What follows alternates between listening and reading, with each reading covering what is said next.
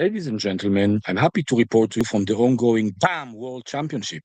BAM being the new way to shorten the word backgammon, used to be BG before, but I feel that BAM better reflects the character of the game with all of the twists and turns and unlucky turns. So yes, the World Championship in BAM. However, the subject of this video is going to be a report about the recently concluded UBC, the Ultimate BAM Challenge, held also at Monte Carlo between the 25th and 27th of July. This was a very, very interesting matchup between four super strong players. We had here, of course, Hideaki Ueda, who finally won the event and is going to face Czech player Zdeněk later this year for the absolute final. And we had here also Michihito Kageyama, also known as Michi, Oliver Squire and Mark Olsen, all of them playing in a superb level. Hideaki and Michihito playing in an absolute legend level below 3. An error rate or a performance rating of below 3. And Oliver and Mark played just above 3, between 3 and 3.5. Absolutely awesome, superb Grandmaster level, almost super Grandmaster. Very, very powerful Grandmaster level. An amazing contest. I'm going to be covering one of the matchups between the two top finishers, Hideaki Ueda and Michihito Kageyama, courtesy of Hideaki, whom I met today at the championship, and he was kind enough to send me all of the Extreme Gammon files. A few words about Hideaki Ueda. He has a steady job, of course. He lives in Japan and works there. Very young player. He was introduced into the backgammon scene not even 10 years ago after just 2 years of study. And immediately, really very, very quickly, found his way to the top 2, the absolute top 2 of the BMAB rankings. BMAB is the Backgammon or BAM Master Awarding Body, an international body that simply examines the level, the playing strength of players. And he very quickly shot up to number 2 after Masayuki Mochizuki. He stayed there for a while, and after that he was a little bit inactive, dropped down the ratings, but now he's staging a huge comeback with these crazy performances. A very kind gentleman, very, very well-groomed, an awesomely strong player, as we are going to see here, his absolutely legendary level of play, against another huge giant of the game, the author of several backgammon books and courses, the guy who coined a completely new language for BAM, many, many new terms. Michihito Kageyama, also known as Michi, for many years, Mochi and Michi were the undisputed leaders of the backgammon world after the disappearance, after the passing of Falafel. And now it's a little bit more democratic with other strong players also sharing the top spots, such as Hideaki Ueda, such as Zdeněk that I mentioned before, and several others who play at a very, very strong level. So this is the Fairmont Hotel in Monte Carlo from the exterior in an hour that is pretty similar to this hour now, except that I'm not sitting there. I'm sitting in a beautiful place called Beau Soleil on top of the hill, close to Monaco. A beautiful hill. Let's take a look and see how this place looks. Let's turn around a little bit and see. You can see it's kind of a twilight hour. Hope it don't fall down. It's quite steep mountain. But turning around, you see the sea, you see the mountains, you see the pastoral settings. And let's go back to the coverage of this beautiful event. Here is we're going to start providing commentary on this recently concluded event, specifically about this second match between Hideaki and Michi. This event was a triple round-robin affair. Everybody plays everybody 3 times. So this is the second match between Hideaki Ueda and Michihito Kageyama, in which both of them, of course, played exceptionally well. We see the performance ratings here in the bottom of the screen, with Hideaki just below 2 and Michihito at a 2.5. In the first meeting between the two of them, Hideaki played even below 1. It was a 0.9 or something like that. Totally crazy performance. And let's get going. Let's see how this affair went. And we see Hideaki winning the opening roll with the 3-2 and playing it the most conventional way. Opening the game a little bit on both sides of the board, starting the back checkers moving, coming down from the midpoint, and getting hit with a 6-4 from Michi, and anchoring, creating immediately the advanced anchor, also known as the advanchor, in Michi's board. A very secure position with 2 checkers on the 21 point. Great value for the entire game, always keeping an eye on the outfield, not letting these white checkers come home too easily, not letting white playing too loosely and too freely on his own side of the board. Very, very useful point on the 21. And we see here Michi simply escaping his last checker with a very nice but modest advantage due to this blot on the 14 and due to his position being completely undeveloped, with awkward stacks standing on the midpoint and on the 6 point. And here we see the first blunder of the game from Hideaki. This is a match, of course, to 7 points, and Hideaki only made 2 blunders with his checkers. This is one of them. And it's quite an instructive blunder. The idea is that when the opponent has fully escaped, you want to stay back as far as possible in order to maintain as much contact as possible and not allow the opponent to play behind you conveniently. You want to control the full area of the board, especially the inner board of your opponent, so that if he rolls something inconvenient later, like a 6-5 or like a 6-3, you can catch any blots that he leaves and he cannot play conveniently behind you. You don't want to advance your anchor from the 21 to the 18 in this kind of a position. So this is, of course, a blunder. And here we see Michihito answering with a 5-2. And here, it's not quite a blunder, but it's not an accurate move. It's half a blunder. And the idea is that you should be playing very, very safely. You should simply park your checker from one stack to another, playing with great patience and not opening up new liabilities. It's quite understandable that you want to hit on the 4. You want to make points in your board. Your game is a bit awkward. However, you don't need to be in so much pressure because you can play behind the black checkers and you don't have to leave blots necessarily. Every blot that you leave here is a liability. You invested some work in escaping the board of your opponent, so you don't want to leave the opponent opportunity to return your checkers to his board. Inaccurate play, and we see here the entering play with the 5-2 from Hideaki, entering and hitting the checker on the outfield, and of course, Michi is back in Hideaki's board.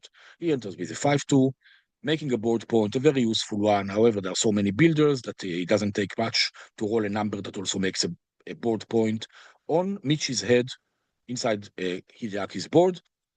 Michi enters and plays a 2 inside his own board without leaving any blots. Very, very useful play.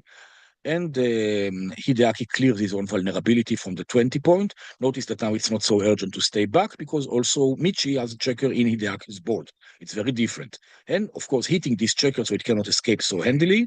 However, he's unluckily hit back and sent back with a forced checker into Michi's board. Entering, coming out into the outfield, getting hit again. And after this entry, we see a very interesting moment, which is a double and a take. In this position, Michi offers the cube and Hideaki accepts it quite correctly. The cube is not 100% accurate. We are going to go over this later in the lesson part of the video. Let's see how this went. Michi rolls really, really well and making a very useful board point. However, the point is that these board points are not decisive in themselves because Hideaki has a super useful anchor on the 7th point, on Michi's 7th point, on the 18. This anchor especially blocks sixes from the midpoint and is a great value for the rest of the game. As White is nowhere near clearing all of his checkers from the outfield, there was really no urgency to double this, but I will speak about it more later. Here we see, of course, Michi getting hit with his vulnerability, the vulnerability that was staying on the 11 point for a long time, getting hit, getting sent back. Another reason why it wasn't so urgent to double. The game is still not quite in the one-sided stage. There are still vulnerabilities for both players, and Michi enters in the rear of the board. Because Hideaki's position is not very developed, Michi still has the advantage in this position, even though he gave the cube. We see here a very useful role, of course, from Hideaki, reestablishing the midpoint, closing the blot inside his board, and finally equalizing the game completely. Michi makes another useful board point, and with these double twos, Hideaki doesn't see any better option but to leave the midpoint, which is normally not such a bad idea when you also hold the 18. The purpose of the midpoint is to provide a bridge for your back checkers. The 18 does that as well. The midpoint also provides some balance against opponent points. The 18 does that very well against Michi's midpoint. So it's quite okay to clear this point and create a very powerful priming point. However, Michi rolls a very, very powerful 6-4, the only roll that actually hits this blot here on the 14. Notice that he could have hit inside his own board with any 6, but this is quite risky. This is quite risky because he doesn't have a variety of numbers to cover. He can be hit back, and Hideaki's board is already quite dangerous. Not to forget that Hideaki also owns the cube. So 6-4 is a super, super useful roll, and suddenly Michi is in control of the game again. And Hideaki cannot move here. He stays on the bar. Terrible thing. Luckily, he owns the cube. However, this is quite stressful. You have a checker on the bar. The opponent is almost fully escaped. You have more vulnerabilities inside Michi's board. A very, very dangerous situation. The roll of 3-1 is quite mild. Of course, Hideaki gets another chance to enter, misses it. Sometimes you have a negative BAM. The BAM is not the lucky roll that somebody rolls, but simply being unlucky for roll after roll after roll, staying on the bar, staying on the bar, staying on the bar, the unglorious fate that nobody speaks about, but quite depressive, of course, for Hideaki in this position. And with double fours, Michi clears his main vulnerability, the difficulty of coming back from the 13, clearing this important point, and his winning chances increase wildly from 76 to 84. And also his gammon chances increase greatly from 29 to 39. All of the risk is gone from the position. Is in any case a great candidate to win a gammon. It doesn't necessarily need to hit a second checker. Could be nice if this happens, but no big deal if it doesn't. Great position for Michi after this roll. And Hideaki manages not only to enter, but also to escape his main vulnerability, the checker on the 23rd. So the gammon chances are again a little bit reduced, except that there is a lot of cleaning to do, a lot of coming home to do for Hideaki. So he's still not out of the woods yet as concerns the gammon. And this 6-1 is very, very important to come out from the 24. You give up any chances of winning practically. However, you neutralize the great gammon threats, as you cannot afford to spend more turns on the bar here. And cutting the damage, cutting the risks. Sometimes you need to understand when it's not about trying to win the game, but really trying to limit your damages, reduce your gammon exposure, and simply live to fight another day. Staying back does win more games. However, you cannot afford it. There are simply too many gammons. If you do that, very clever to escape from the 24. And the rest of the game is quite trivial. These double aces, it's a very useful role to eliminate the gap here between the white checkers and the black checkers, so it's easier to come home. There is no vulnerabilities left. Later you can put in two checkers, and then if you roll 6-2 or 6-1, suddenly you leave a blot. If you close the gap, only 6-1 leaves you vulnerable when you have two checkers left in the outfield. And, well, the rest doesn't require any special comment. We simply see a race. This is not going to be a gammon anymore. This is going to be ending with a Michi victory. 2-0, and that's how we start. Game 2. In game 2, Michi starts off with an excellent opening roll, 4-2, immediately making a super useful point inside his board, a very good point. And this is a very useful move, of course, from Hideaki that we see, putting, as you can say, his head inside the lion's jaw, right between the two board points of Michi, a very necessary measure. You try for that advanchor quite early. When the forces of attack that Michi has in the zone are quite limited, only 8 checkers. So if not now, when are you going to do it? This is really the necessary play, as scary as it is, because you are vulnerable to double fours, to double threes, to double aces, to 3-1, many, many bad numbers. However, you need to do it. If you don't do it, you risk getting locked behind.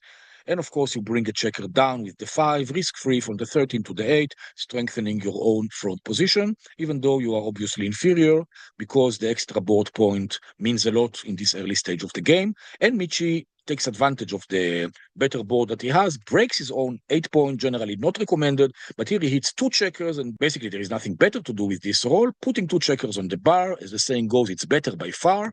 And actually, Hideaki is not a favorite to enter both of them.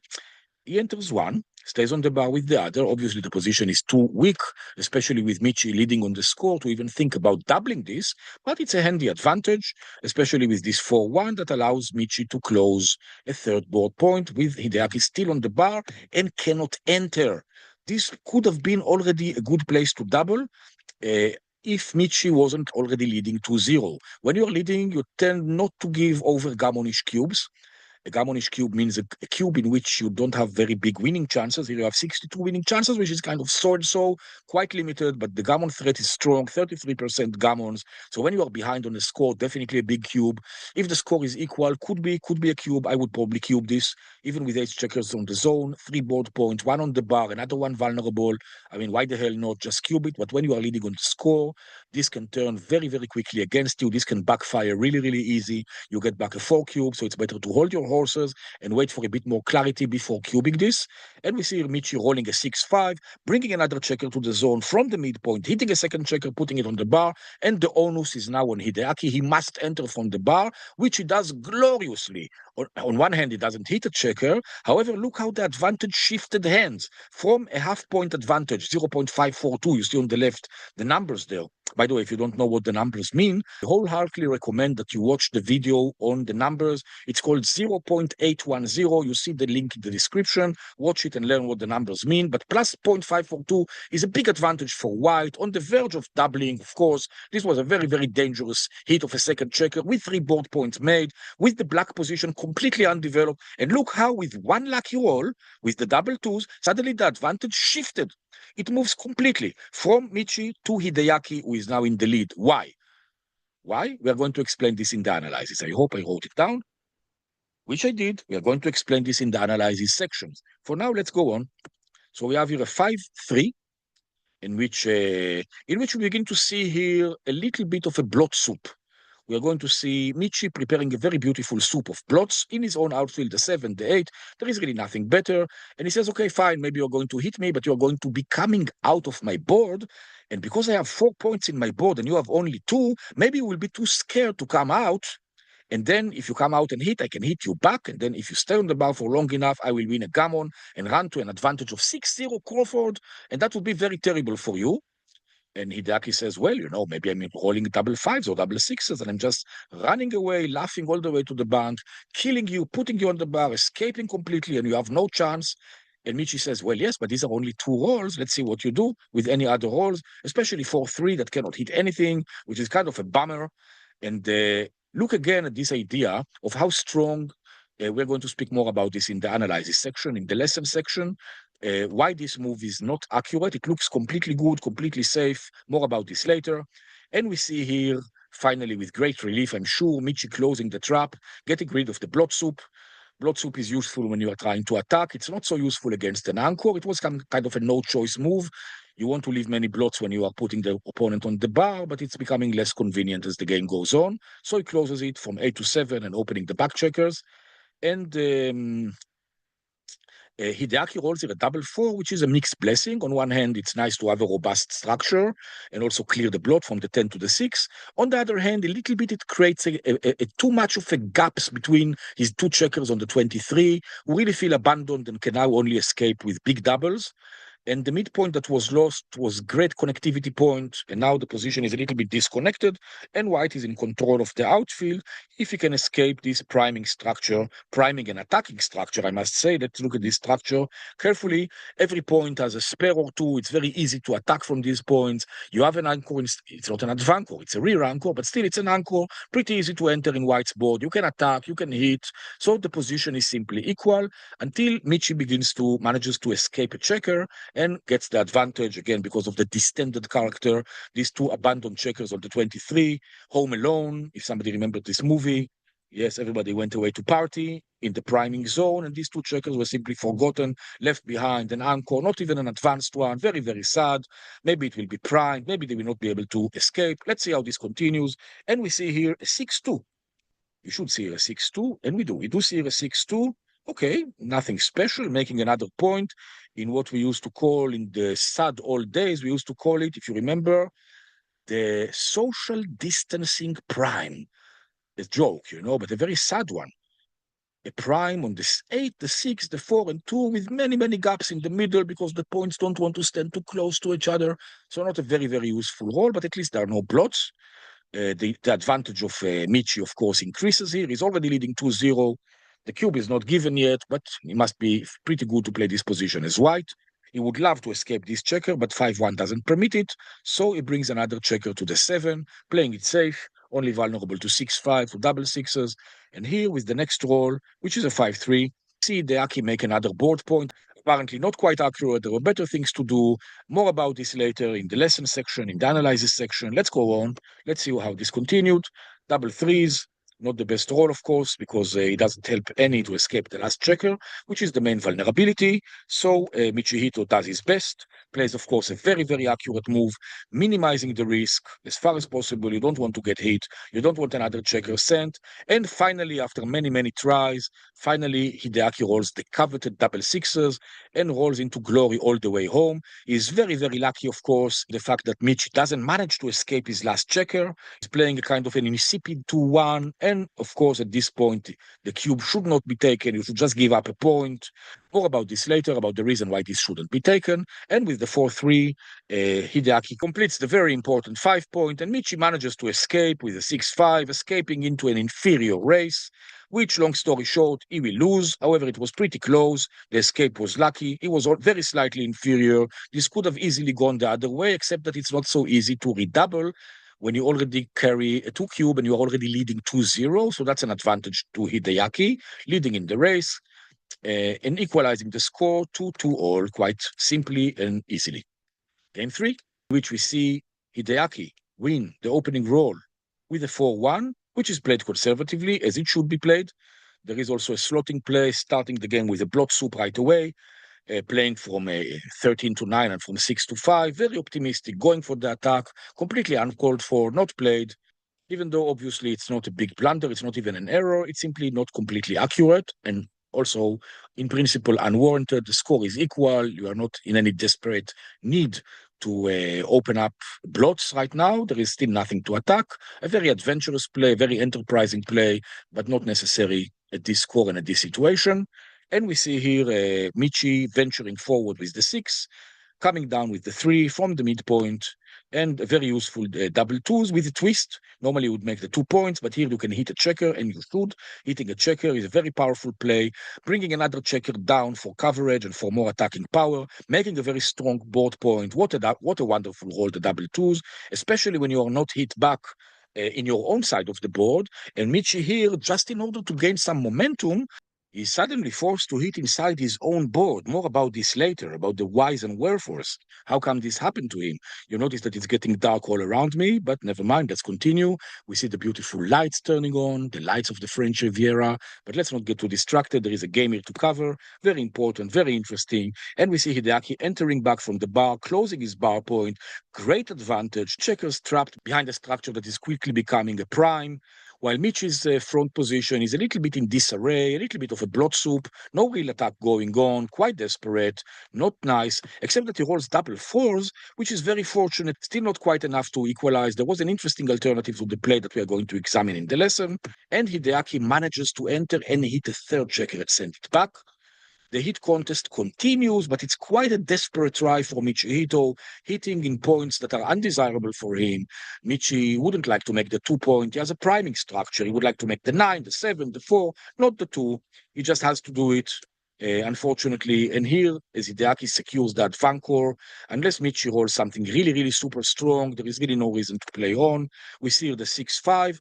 Played inaccurately, more about this later, gets cubed and has to drop it, and Hideaki is now leading 3-2.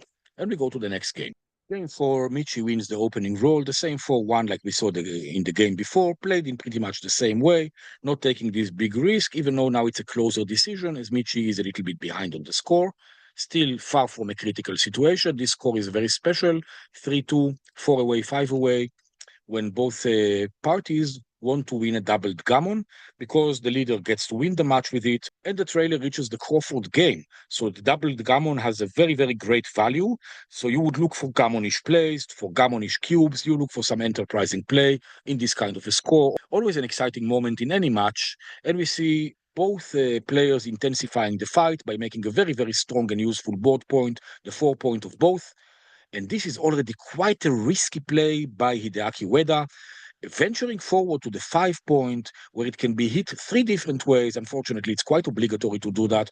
The opponent, Michi, already split his back checker, so you don't want to stay with 24 point. You need to open it despite the risks, and you get hit there. Can you hit back? Yes, you can. That's very lucky. It gives an advantage. It sends a third checker back, preventing Michi from making a very useful 5 point.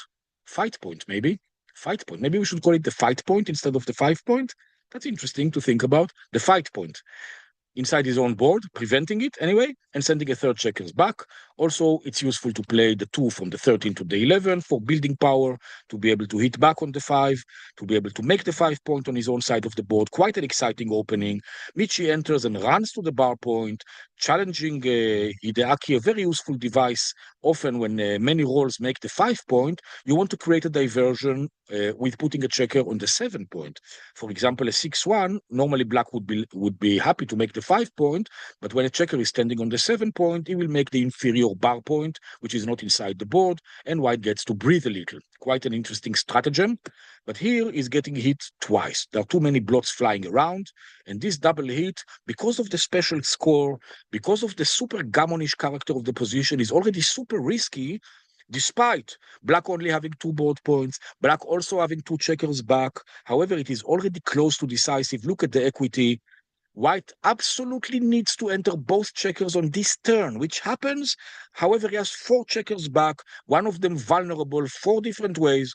The checker that is standing on the 5-point is vulnerable 4 different ways, from direct numbers, not to mention numbers like double fours that can hit from a distance and make the point. Super, super vulnerable, just able to take the cube. It's very necessary to cube here. There are crazy amounts of gammons. However, because white has a healthy structure and 15 active checkers, and black still didn't escape the board, white has considerable winning chances that would allow him to later turn the cube back to 4. And the recube would be super useful for Michi in this score, because it means that suddenly it would mean that suddenly black's gammons would be meaningless when the cube on 4, and suddenly it's all about winning the game because Michi can reach Crawford with 4 points. So because the recubes are so powerful, and because the winning chances are still considerable, this is why we still have a take here. And of course, it's not a big surprise here to see Hideaki make the 5-point on Michi's head, leaving a blot on the 8-point, quite vulnerable to anything with a 6 or to a 3-5.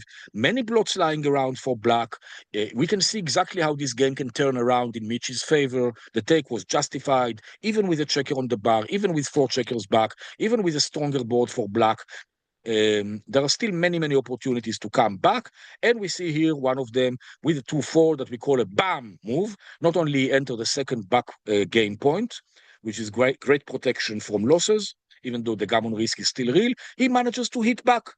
Let's remember that white is not committed to a back game. Of course, the points are there, but there is still no necessity to play a back game. He can still run forward from the back, hitting more checkers as he runs, and win this game going forward. We see black entering with a very powerful double aces that not only enters but creates complete safety. Before this roll, black had 1 checker on the bar and 3 blots. Let's look at the initial position for a moment. You see 3 blots, 1 on the bar. Double aces suddenly enters and makes a rear anchor and closes all of the other blots with a completely safe position. Nothing can be hit here. And also beginning to prime the white points. It begins to look like a prison sentence.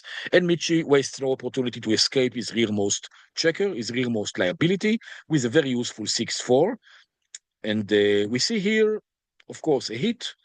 Hideaki has a very beautiful priming structure, and there is nothing that he would like to see more than multiple Michi checkers inside his own board in the deep points. So he hits again and restarts the journey from the 24 points by splitting his back checkers. Michi fights for the very useful 18 points. If this point can be made, then Michi would have a very, very powerful position. So it is imperative to hit here with almost anything you can. Hideaki rolls one of the rare numbers that fail to hit on the 7, so you absolutely need to hit anything you can, simply to do what you can to prevent Michi from settling on that point with 2 checkers. Didn't work with the 2-5, Michi gets it anyway, and he instantly equalizes the game. So powerful this point is, preventing any priming play, creating a beautiful bridge for the rear checkers, reminding Hideaki that he has 2 of his own back checkers to extricate. He already cubed, he's vulnerable for a recube, the game is completely equal, and here Michi is rolling a double 3s, probably not the best possible roll that he could, because in this kind of a position, when you have a huge lead in the race, you don't want to keep running your front checkers, creating disconnection in your position, destroying your timing, and creating the specter of crunching later inside your own board, God forbid. With some good priming rolls from white. So suddenly white is better after these double 3s. And white wastes no opportunity, bringing more checkers into the zone, creating a blot soup on his side of the board, hitting Hideaki, preventing his escape, even if momentarily. And this dancing moment is a great opportunity to send the recube. Quite easy to miss, quite scary to send the recube to 4, when this can end the match against you and you have still 2 checkers buried. But at some point, you need to recognize that the dynamic of the game has shifted. The black front position still looks menacing, still looks formidable, but any move there might endanger it, might start a process of crunching that will make it much easier for white to escape. White is also threatening to create a 5' on his own side of the board. Great moment to recube. It is completely speculative. It has to be taken, but it's a great moment to do it. Missed, not a big mistake. Quite okay to keep playing. The differences are not big. However, this would be a very, very interesting recube. Different game, didn't happen. Let's go on. And we see a 5-1. Quite a useful roll again. Hideaki clears his liability, closes this little blot that was annoying inside his own board. The board becomes more dangerous, enters on a 1, nothing to hit anywhere on the board, can escape with 6s. Still a big advantage for Michi. However, this is no longer a redouble because suddenly Suddenly, Hideaki cured a lot of his vulnerabilities. There is no attack going on. It will be very hard to make the 5 prime here. So let's see how this continued. And Michi rolls a very useful double 4, escaping, of course, 2 checkers from the 18, starting to come home. It's not immediately clear why this move is a blunder. More about this in the lesson, and let's continue here. Probably it's a good idea to switch off the camera. This is getting completely dark, and I didn't find the lighting here super convincing for a video. So we are continuing to film this without my image, without my picture. Let's see how this works. You will tell me later in the comment if it was a good idea to do this, or was it a good idea to keep filming on another day, in another setting, in another lighting, but simply to keep seeing me talking and not just listening to me. You will tell me later what would be preferred for future reference in the comments. For now, we continue without the video. So the video is off now, but if you miss it, here's a word from our sponsor. Hi, this is Backgammon Master Isaac Solsky. I'm the sponsor for this program, and I'm a trainer with the Backgammon Learning Center. We watch videos in order to learn backgammon and improve our play. We like reading books and articles. We like posting questions in all kinds of backgammon forums and take advice from strong players. But if we are serious about improving our game, there is no substitute for a methodical approach, like having a personal coach take us systematically through all of the aspects of the game, teach us the reference positions, and see where we are stuck when we have a problem, where we think the wrong way, where we always tend to have the same kind of errors. A personal coach can notice our specific needs and failings and take us exactly through the road that we personally need to travel in order to reach the next level as soon as possible. Why spend years trying to collect all of the relevant information on our own, while a good coach can simply show us what we specifically need to learn at our own rhythm, at our own time, always recognize the next bit of information that will take us to the next level and save us a lot of time and effort in our backgammon journey. Join the Backgammon Learning Center today. You'll see the email address in the description. Drop me a note and let's schedule your first lesson. And let's continue. We look at the next move, a super useful double 2s from Hideaki, who doesn't require an engraved invitation to advance his anchor closer to the exit, standing on the 22 and making all of these spare checkers on the 8, 6, and 5 from Michi look a little bit silly because they don't have the natural places to go to. They need to either stay where they are or go beyond the anchor. In any case, it's very good for black, who is much closer to the exit. A 5-1 is super useful, actually, blocking that exit, except for the double 4 that allows Hideaki to escape. What a useful role. Amazing stuff. The rest of the game continues without really special events. We're going to see Hideaki simply slowly coming home. Let's see how this develops. It's very difficult for Michi, of course, to split his anchor due to a great gammon risk, a gammon that will completely end the match. It's much better to lose a single game. Even when you are behind 2-5 on a match to 7, you still have these chances to come back, as we're going to see. And okay, this is quite an instructive blunder, even though the move is attractive. More about this later in the analysis section. Let's continue. We see here simply a play on Michi's side of the board, nothing special. He's completely primed, cannot find the exit. Very sad story. Hideaki, of course, has the challenge of how to make his own 3-point or how to safely enter his home board despite the gap without leaving blots. This is why the game is still not hopeless for Michi. There is still plenty of hope for him, especially in the next few rolls, because later he might crunch. We see that his front position is a little bit too advanced, but he probably has still 2 or 3 good turns to wait to catch a blot. Double 3, of course, double 3 is, of course, accelerated. 6-2 forces Hideaki to leave another gap on the 7th point. Very dangerous. 2-1 is a slow roll, quite useful for Michi. With the 4-2, he manages to safely clear his 1 remaining outfield liability. He now has a license to bear off checkers. He can even bear checkers from the ace point behind Michi's anchor. The winning chances of Michi just fell to 10%. Because obviously Hideaki has many spares on these points. Any number can be played safely. The 6s, the 5s, the 4s, the 3s, the 2s, the aces, everything plays safely. And Hideaki is forced to run with the 3, in many cases allowing Hideaki to point on his head, but not with the 6-5. And we see simply a straightforward end to the game, with Hideaki rolling double 4s, advancing his outermost point, reducing greatly his liability, only 2.5% chances to lose this. Hideaki enters and runs for lack of anything better to do, pretty much. Apparently not quite accurate. It was better to stand in the board. Yeah, but the winning chances are quite low either way. It's a very close decision, nothing really meaningful. Let's continue this. We see the game ending, of course, and Hideaki is going to be leading 5-2. But the main adventures of this match are still ahead in the next two games, which are the last. We see here, obviously, that we have a Crawford game here with Hideaki trailing 5-6, and we know that this was the last game of the match. But at this point, we don't really know what happened. Did Michi simply win it, or did Hideaki win a gammon? We are going to see this a little bit later. Game 5. 6-5, amazing roll for Hideaki. When you're leading 5-4, there is nothing that you want more than either to secure an advanchor or completely limit any vulnerability by escaping your back checkers. And escaping the first one is an amazing start. Michi wastes no time starting to build his board. Admittedly, not exactly from the most useful point, but hey, a point is a point. There is some inferiority, but still he has a board point. And we see here Hideaki playing an error, quite a sizable error, that will be explained later in the analysis section. This is actually the last error or blunder in the game that I'm going to be commenting on because the rest of the game was remarkably accurate. Only one little error happened later. Everything was super, super accurate after this match. We need to remind the viewer that this match was played at an exceptionally high level, really probably the best available on the planet now.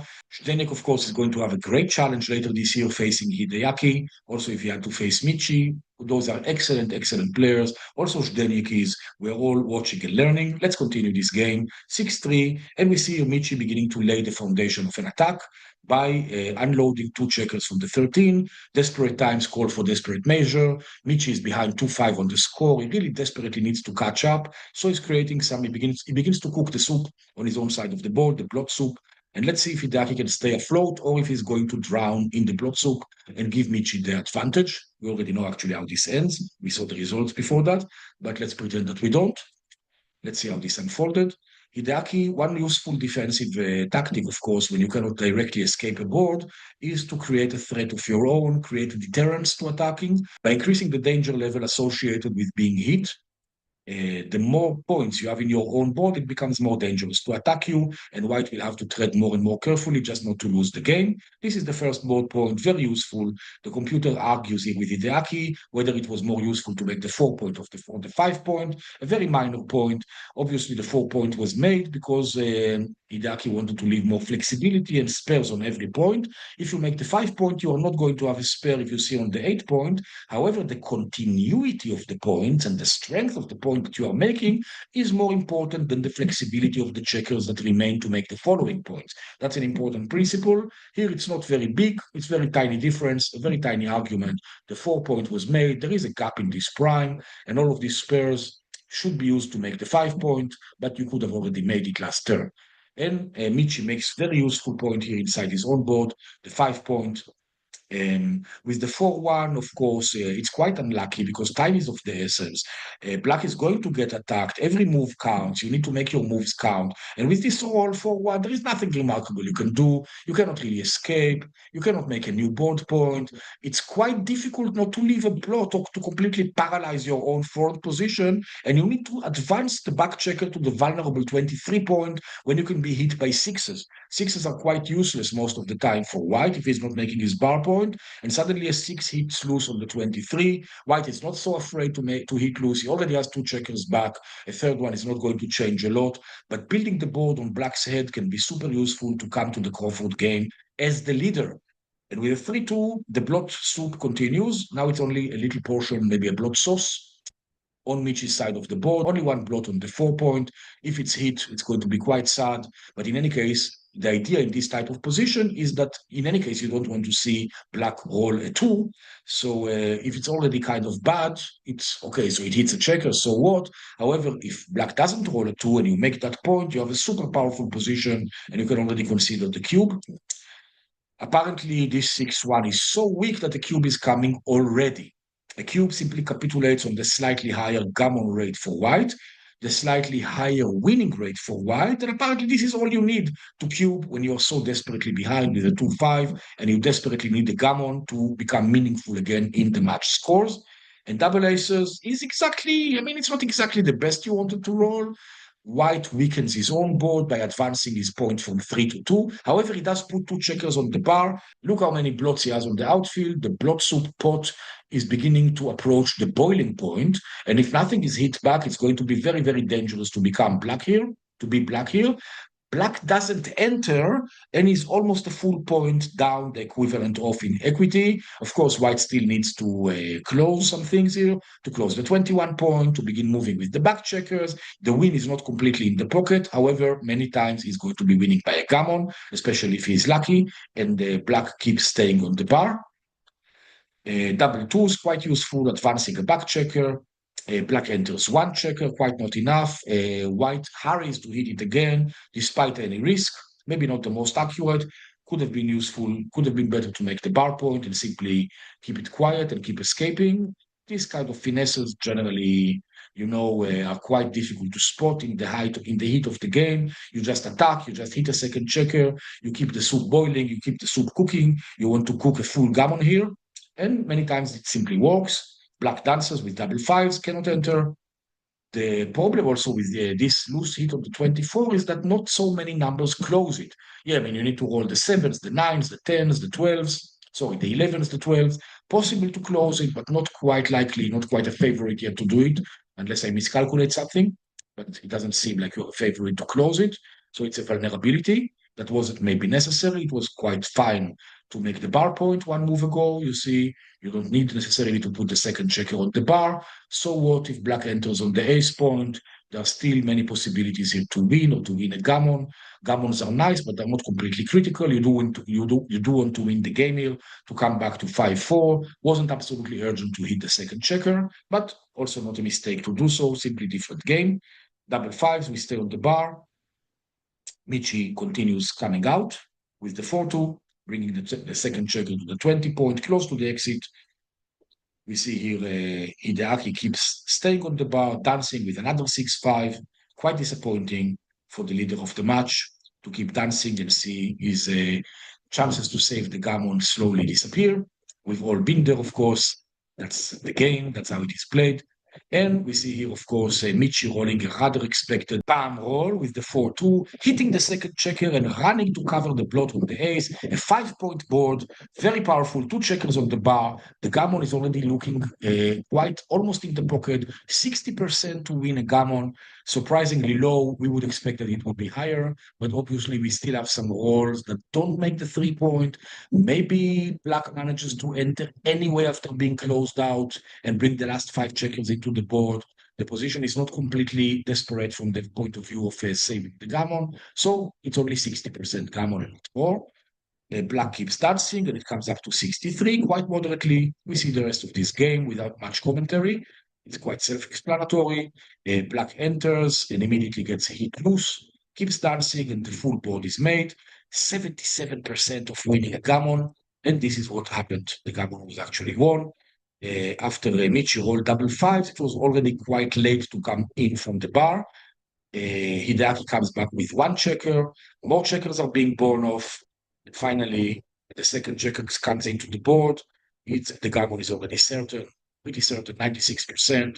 And the race home is quite desperate. Designs a gammon and is behind 5-6 Crawford as we approach the last game of the match. You do play that type of a 4-1, the opening roll that keeps appearing almost in every game in this match, pretty much. Sometimes you have these kind of weird anomalies. Anybody who thinks that the dice are rigged or that they get especially unlucky, sometimes the coincidences are simply, harmless to a specific player, but they keep appearing. This is the nature of the game. This is the nature of the dice. So 4-1 is a repetitive opening roll, and it's always played correctly. And now, of course, Hideaki recognizes that this is the time to prepare the soup ahead of time before the game properly begins, slotting the 9, slotting the 5, hoping for the best, trying to win a gammon at any cost in this game. Will it work? We're going to see.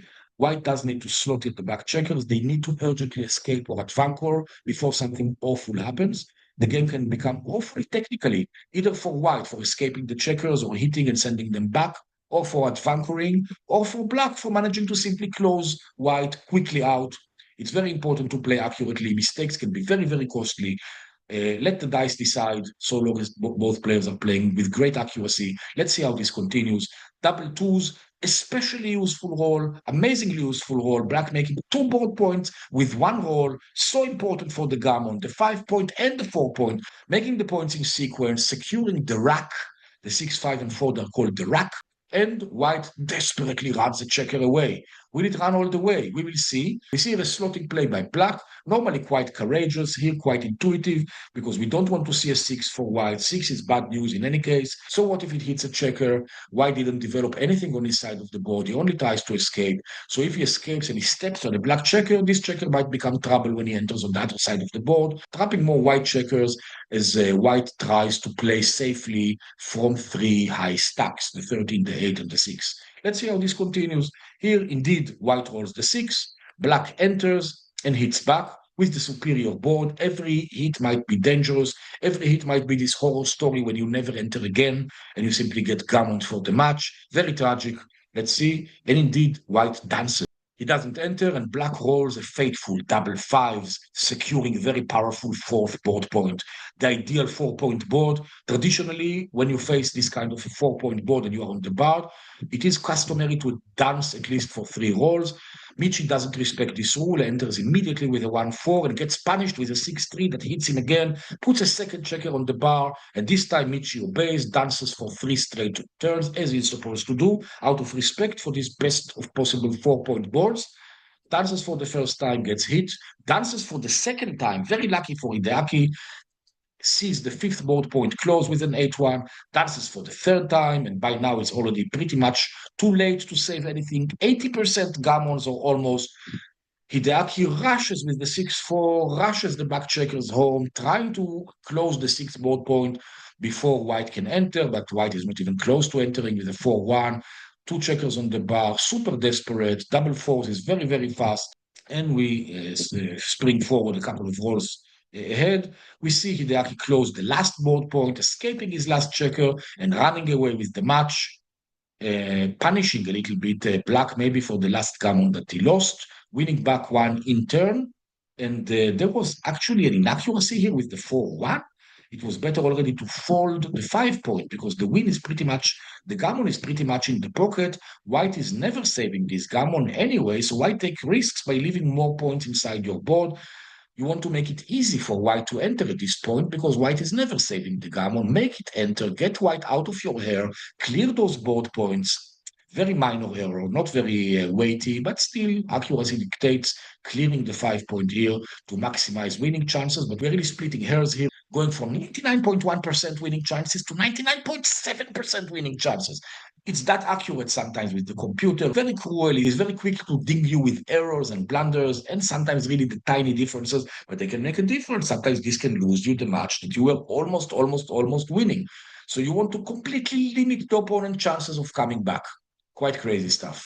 And with this, we end the commentary section of this match. Our next video will deal with analysis of several positions in a little bit more detail. Thank you for watching. Goodbye. I will send you on your way with the final word from our sponsor. Hi, this is Backgammon Master Itzhak Solsky. I'm the sponsor for this program, and I'm a trainer with the Backgammon Learning Center. We watch videos in order to learn backgammon and improve our play. We like reading books and articles. We like posting questions in all kinds of backgammon forums and take advice from strong players. But if we are serious about improving our game, there is no substitute for a methodical approach, like having a personal coach take us systematically through all of the aspects of the game, teach us the reference positions, and see where we are stuck when we have a problem, where we think the wrong way, where we always tend to have the same kind of errors. A personal coach can notice our specific needs and failings and take us exactly through the road that we personally need to travel in order to reach the next level as soon as possible. Why spend years trying to collect all of the relevant information on our own, while a good coach can simply show us what we specifically need to learn at our own rhythm, at our own time, always recognize the next bit of information that will take us to the next level and save us a lot of time and effort in our backgammon journey. Join the Backgammon Learning Center today. You'll see the email address in the description. Drop me a note and let's schedule your first lesson.